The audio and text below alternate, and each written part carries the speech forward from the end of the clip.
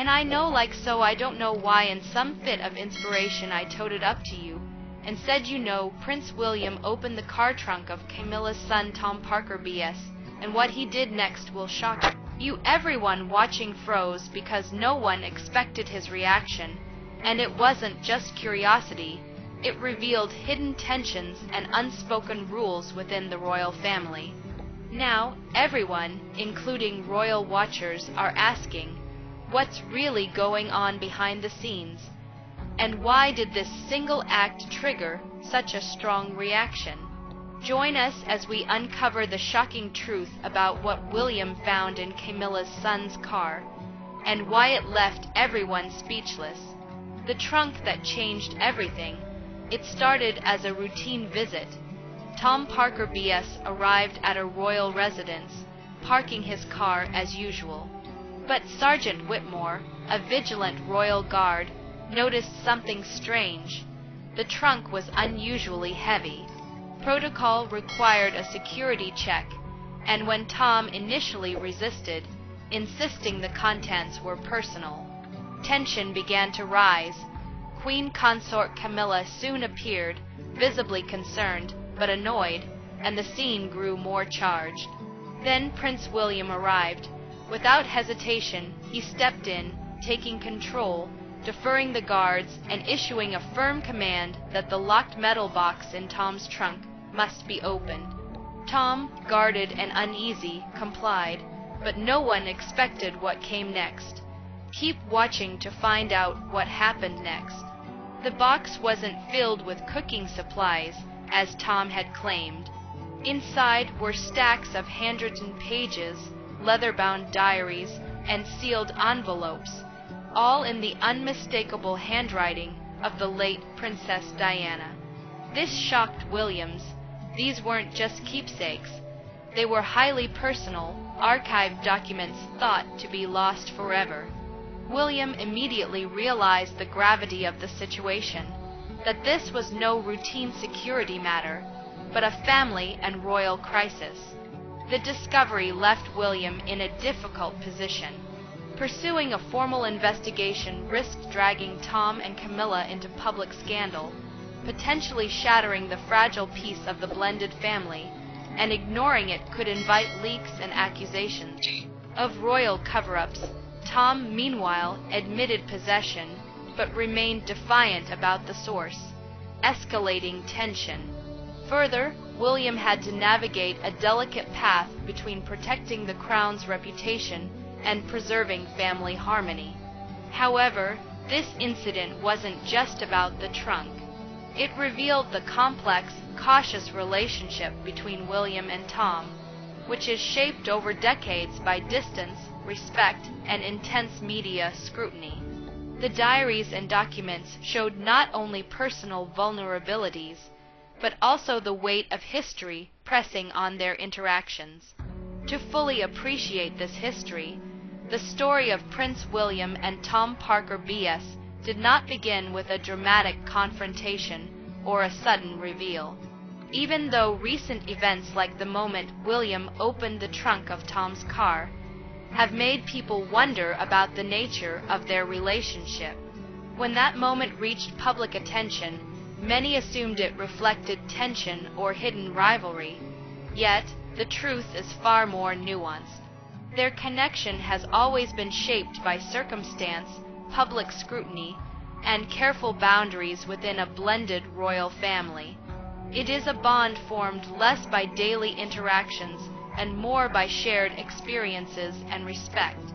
Understanding the significance of the trunk incident requires looking back at the environment in which both men grew up and the forces that influenced their lives long before their families were joined. From the outside, it may seem that the marriage of King Charles and Camilla would naturally create closeness between William and Tom.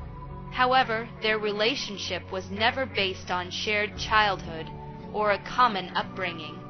William was born into the royal family, surrounded by public expectations, protocol, and intense scrutiny, while Tom grew up entirely outside that world. He developed his own career as a prominent food writer and critic, and chose deliberately to remain separate from the pressures and responsibilities of the monarchy. When the families merged, public curiosity focused on what many assumed would be a straightforward step-family dynamic. But the reality was far more complex. Their lives had been shaped in very different ways, and this context is essential to understand the interactions that followed. Here is the most interesting part. The roots of their connection lie not in friendship, social events, or shared interests, but in a mutual understanding of the challenges posed by public attention. Both men experienced a form of intrusion into their personal lives that most people cannot imagine. For William, media attention has been constant since his birth. For Tom, the intrusion began when his mother's relationship with Charles became public knowledge, bringing sudden and intense scrutiny. In both cases, their experiences were shaped by the same relentless media machinery that has long followed the British royal family, and these experiences formed the foundation of their cautious but respectful relationship. Tom Parker B.S. has been remarkably clear about his stance on royal involvement. He has consistently emphasized his choice to remain at a distance from William and Harry's world. In interviews with The Telegraph, Tom stated that he had learned long ago not to put himself into the affairs of William and Harry. He described this as a deliberate decision, acknowledging both the intensity of life within the monarchy and his desire to preserve his own private identity. He does not approach this separation with bitterness or resentment, but with understanding, recognizing that the pressures surrounding his stepbros are extraordinary. This position was reinforced in discussions with People magazine, where Tom clarified that while he is connected to the royal family through marriage, he has never claimed to be part of it. He acknowledged that he is a public figure to some degree because of his mother, but he has no formal responsibilities, royal titles, or duties. His life has remained independent, and he has maintained a careful boundary that reflects both respect for his stepbrother's positions and his own desire for privacy. This deliberate approach allows him to participate in family life selectively without exposing himself to the relentless public gaze that William and Harry have faced all their lives. However, what truly binds William and Tom is a traumatic shared history with the media. During the 1990s, when Camilla's relationship with Charles became widely known, Tom was subjected to intense public attention. He later described this period as barbaric, recalling experiences such as being chased by paparazzi at dangerously high speeds and witnessing his mother being verbally pressured for reactions that would fuel media headlines. These events were frightening and invasive, and they left a lasting impression on him. Tom has remarked that he has experienced only a fraction of the challenges William and Harry have endured. Yet, even that fraction gave him an understanding of the pressures and vulnerabilities of living under public scrutiny. This shared exposure to intrusive media created an unusual connection between William and Tom. And unlike typical sibling relationships, it was built more on understanding external pressures than on close family bonds. Tom's sympathy for his stepbros comes from seeing how intense attention affects ordinary human life, and he recognized the challenges they faced because he had gone through his own encounters with invasive reporting and public speculation. This perspective allowed him to engage with William and Harry with respect and empathy, and it helped create a foundation for civil and functional interactions within the blended family. The family officially blended in 2005 when King Charles married Camilla, and this marriage formed a step-family unit that was visible to the public but carefully managed behind the scenes. Prince William and Prince Harry attended the ceremony along with Tom and his sister Laura, and this showed public acknowledgement of the new family structure. Despite these appearances, Tom and Laura did not receive royal titles, and they have never carried out royal duties. And this distinction matters because it reflects both the separation of personal and public roles and the care taken to maintain boundaries that prevent confusion or overreach in the step-family relationship. The boundaries set by the family have always been respected, and William reportedly made sure that Camilla's children would not interfere with his own family life or responsibilities.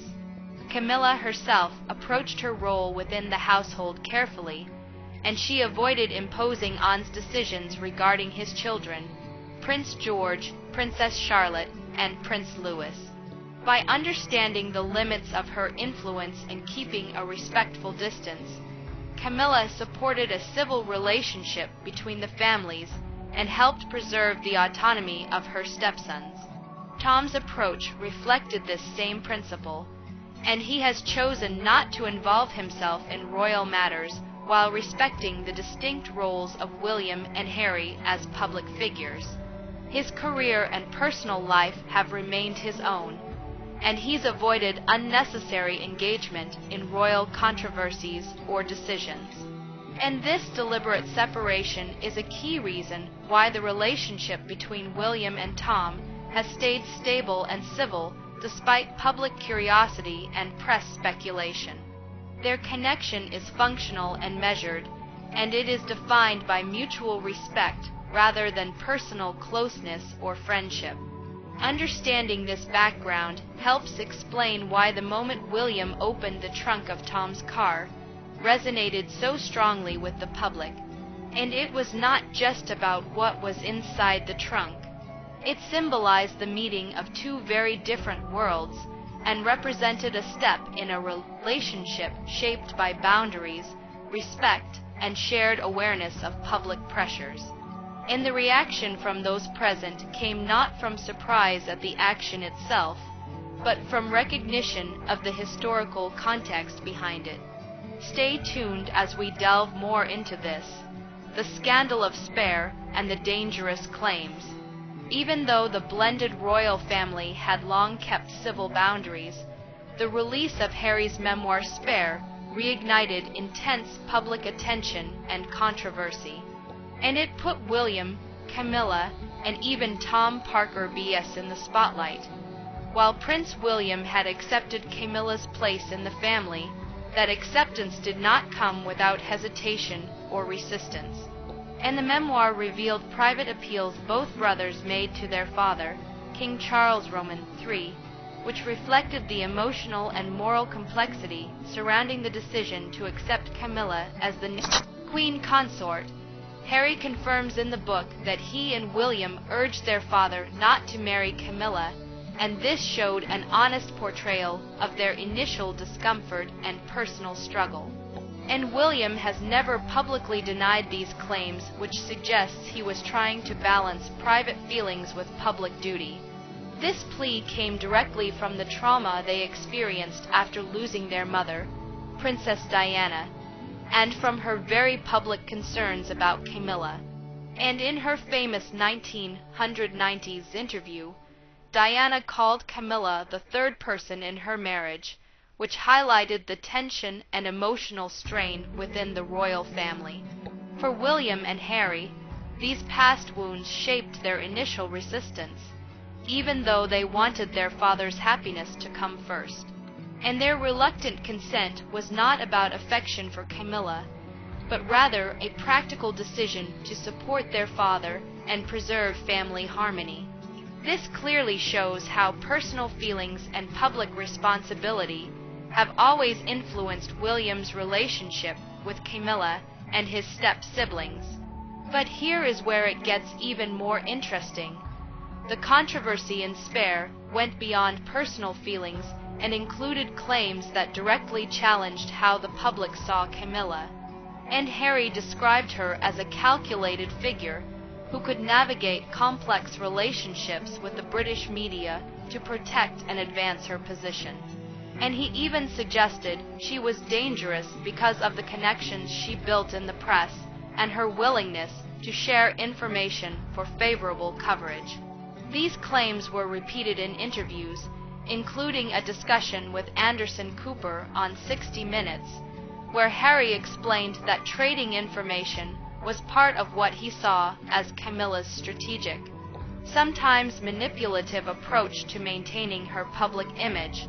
The implications of these allegations were serious, and William, who values privacy and has long been cautious of media interference, suddenly found his stepmother at the center of the very culture of leaks and planted stories that he and Harry have historically criticized.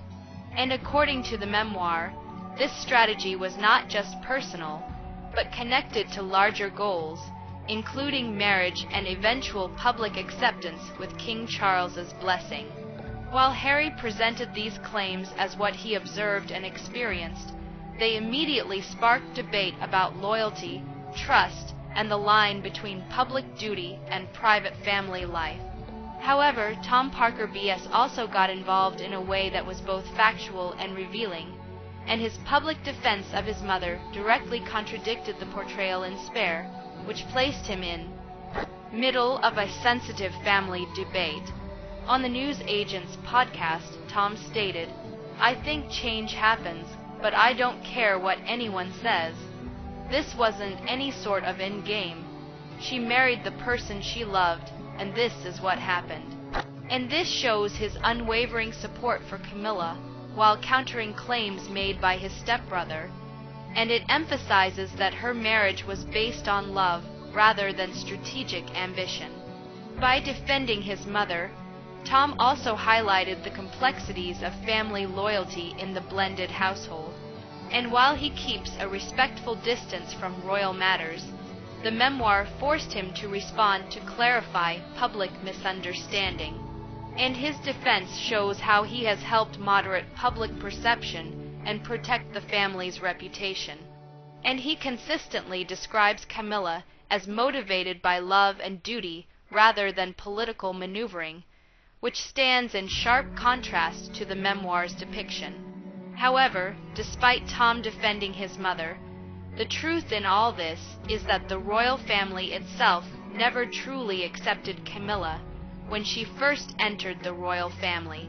They believed Camilla was unsuitable as a future queen consort because she was not considered aristocratic enough, and she was seen as too experienced compared to the image of purity they wanted for the heir to the throne. However, to understand why the royal family saw Camilla as someone who is unfit for the role of a future queen, we need to go back to her early life, how she met Charles, and how their love turned into a royal scandal. So stay tuned, because this is the most interesting part of all this: Camilla and her struggle to fit in. Camilla Rosemary Shand was born on July 17, 1947, in London, and she grew up in a family that was privileged but not part of the royal family, and her upbringing gave her access to upper-class social circles while keeping her outside the palace world. Her father, Major Bruce Shand, had been a decorated soldier during the war, and later he worked as a wine merchant. And her mother, Rosalind, came from a wealthy family with aristocratic roots because her father was the third Baron Ashcombe. This meant that Camilla's childhood was comfortable, and she split her time between the family's country estate in East Sussex and their London home in South Kensington. And from an early age, she stood out for her lively and confident personality. Unlike many who might have been shy in such circles, Camilla was fun, loving, self-assured, and comfortable around people, and she was educated both in England and abroad, attending schools in Switzerland and France, which gave her polish and charm. She was not known for being a brilliant student, but she developed a reputation for wit, an easy laugh, and the ability to capture attention in any room. And these qualities later made her a natural fit for royal circles, even though nobody could have predicted the role she would play in the monarchy's most dramatic chapters.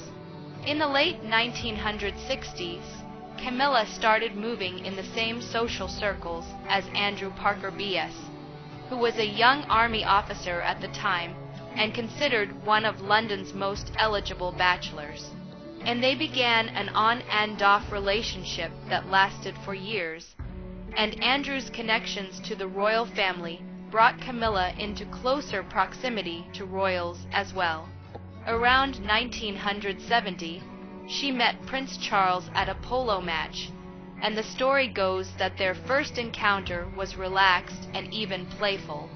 And Camilla is said to have teased Charles about her own great-grandmother, Alice Keel, who had been the mistress of King Edward II, Charles's great-great-grandfather. Whether entirely true or not, it showed her bold sense of humor, and it immediately caught Charles's attention. And unlike many young women he met, she was not intimidated by him and treated him as a man rather than a prince. And that natural ease between them quickly developed into something deeper. Charles was clearly smitten, and they grew closer. But the royal family did not see Camilla as a suitable bride for the heir to the throne. And Prince Philip and Lord Mountbatten, who had strong influence over Charles, reportedly believed he needed a wife who was not only aristocratic, but also pure in the eyes of the public. In their view, Camilla had dated too openly, and did not have the spotless reputation expected of a future queen consort. And at the time, the monarchy was under pressure to uphold traditional ideals, and Charles's choice was expected to reflect that. So, while Charles was sent overseas for naval duties, Camilla returned to a serious relationship with Andrew Parker, V.S. And by 1973, she married him in a grand ceremony attended by the Queen Mother, Princess Anne, and other royals. And Charles, still in love, was left heartbroken, and yet their connection never fully disappeared. Over the years, even as Camilla built a family with Andrew and Charles began dating others, including Lady Diana Spencer, they stayed close friends, and eventually that bond reignited into something more. When Charles married Diana in 1981, the world celebrated what looked like a fairy tale union, and Diana was young, beautiful, and adored by the public. But behind the scenes, Charles's feelings for Camilla remained strong, and their contact never fully stopped, and rumors about their relationship began circulating almost immediately. Even though public had no proof, the palace denied the claims, and royal protocol tried to keep up the image of a happy marriage. But the truth was more complicated, and by the late 1980s, Diana herself knew that Camilla was still in Charles's life, and tensions rose, and Diana famously said, "There were 3 of us in this marriage." So it was a bit crowded, and that statement captured the reality, and made it clear that Camilla was at the heart of Diana's pain. Everything came to a head in 1993 with the scandal known as Camilla, when a private telephone conversation between Charles and Camilla from 1989 was leaked to the press. And it was deeply embarrassing for the royal family, and the intimate nature of the remarks left no doubt about their relationship. And once the transcripts were published in tabloids, the affair was exposed in the most humiliating way possible. The public reaction was explosive, and people were shocked not just by the affair, but by the crude and awkward intimacy of the conversation, and Charles faced widespread criticism for betraying Diana. While Camilla became the target of intense hatred, and overnight, she went from a background figure to being painted as the villain in the Prince and Princess of Wales's troubled marriage. The media kept the scandal alive for years, and tabloids gave her cruel nicknames, including the infamous the Rottweiler, which Diana herself reportedly used, and she was portrayed as manipulative, unattractive, and unworthy of Charles. Every detail of her life was scrutinized, and she was constantly compared to Diana, who had become the beloved people's princess. And while Diana was adored worldwide, Camilla was vilified as the woman who stole her happiness.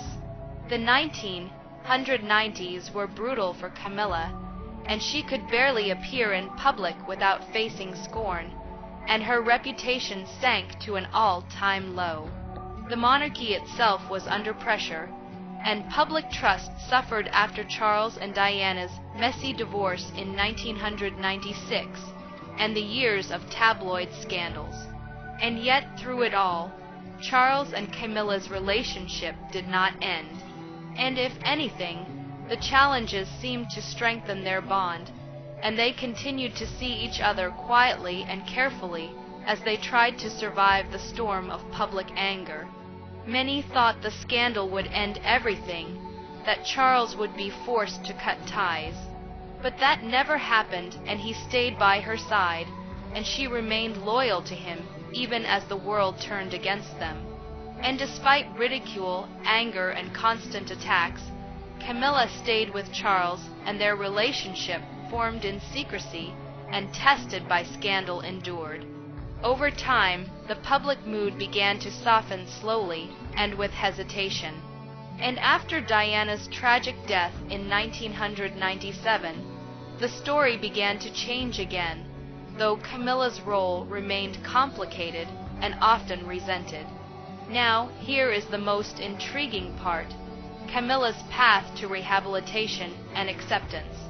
After Diana's tragic death in 1997, the relationship between Charles and Camilla became even more complicated, and public grief over Diana was immense.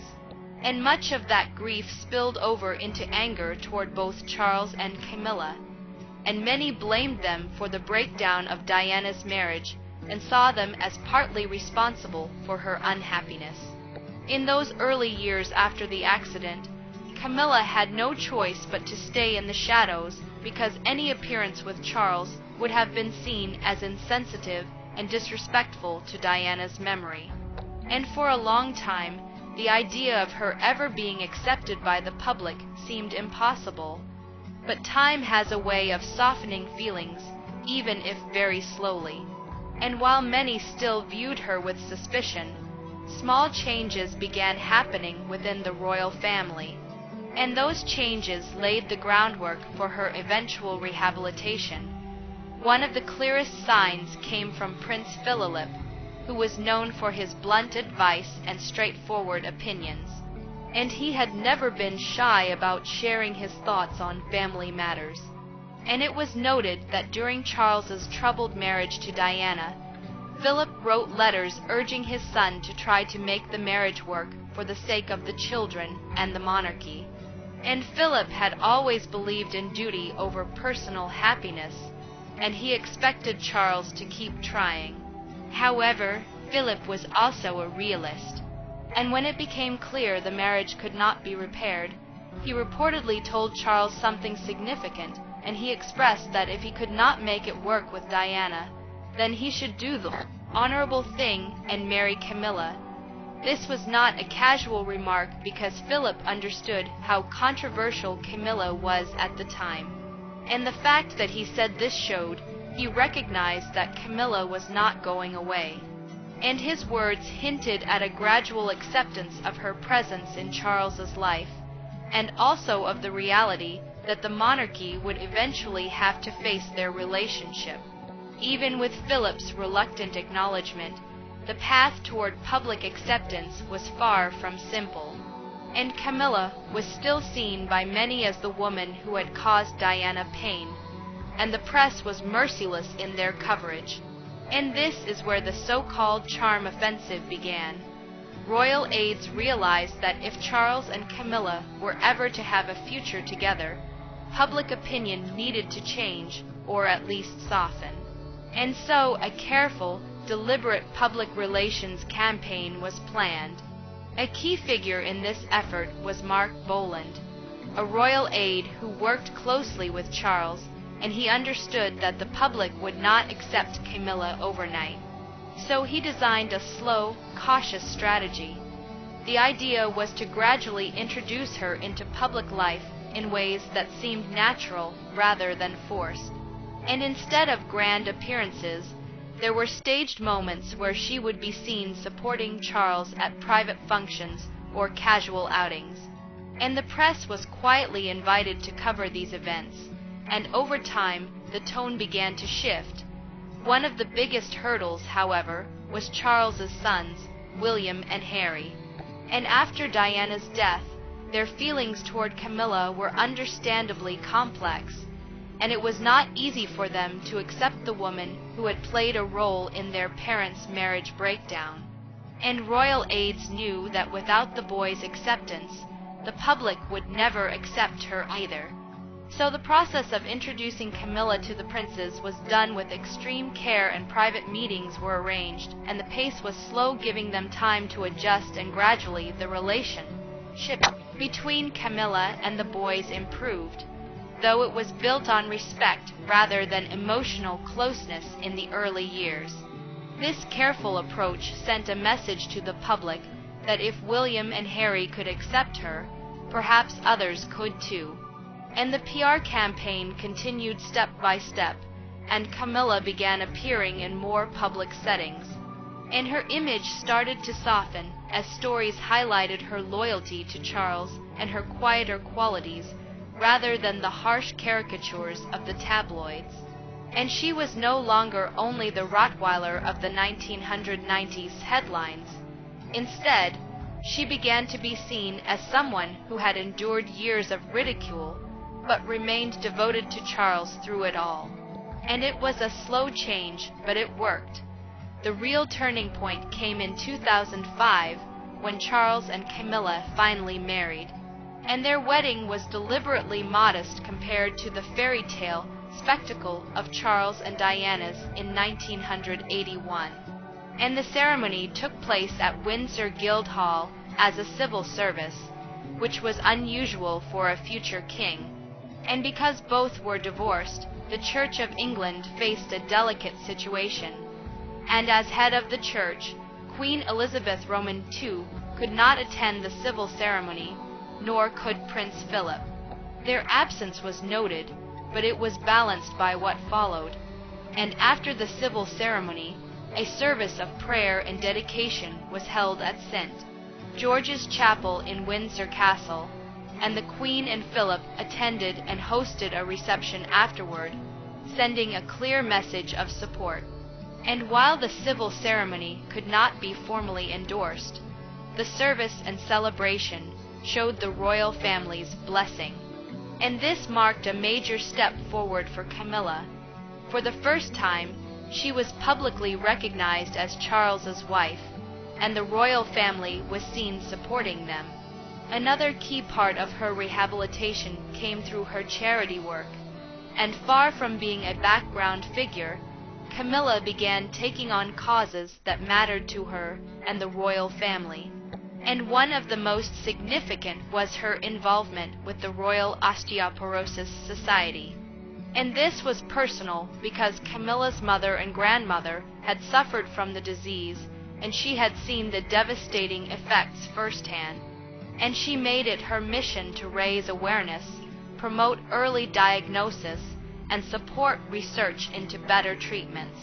And her personal connection gave her work authenticity that people respected. Beyond osteoporosis, she also championed literacy, encouraging children and adults to read more and supporting libraries and book clubs. And she backed initiatives against domestic violence, giving survivors a voice and shining a light on a hidden issue. And through these causes, the public began to see another side of her, not just as Charles's partner, but as a woman deeply committed to real problems affecting ordinary people. Over time, these efforts helped change public perception, and the narrative shifted slowly but steadily, and Camilla moved from being the vilified figure of the 1990s to someone who was respected for her loyalty, dedication, and charitable work. And her relationship with Charles, though still scrutinized, was increasingly accepted.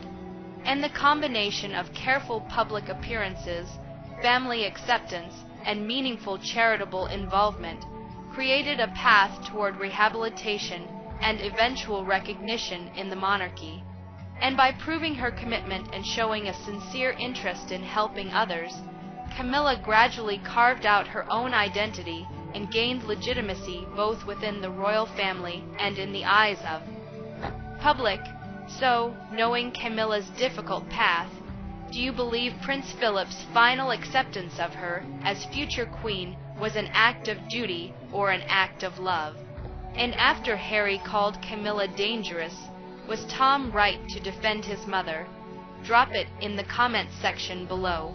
If you enjoyed watching this video, make sure to like, share, and subscribe to our channel for more. Also, click the next video shown on your screen. You will enjoy it.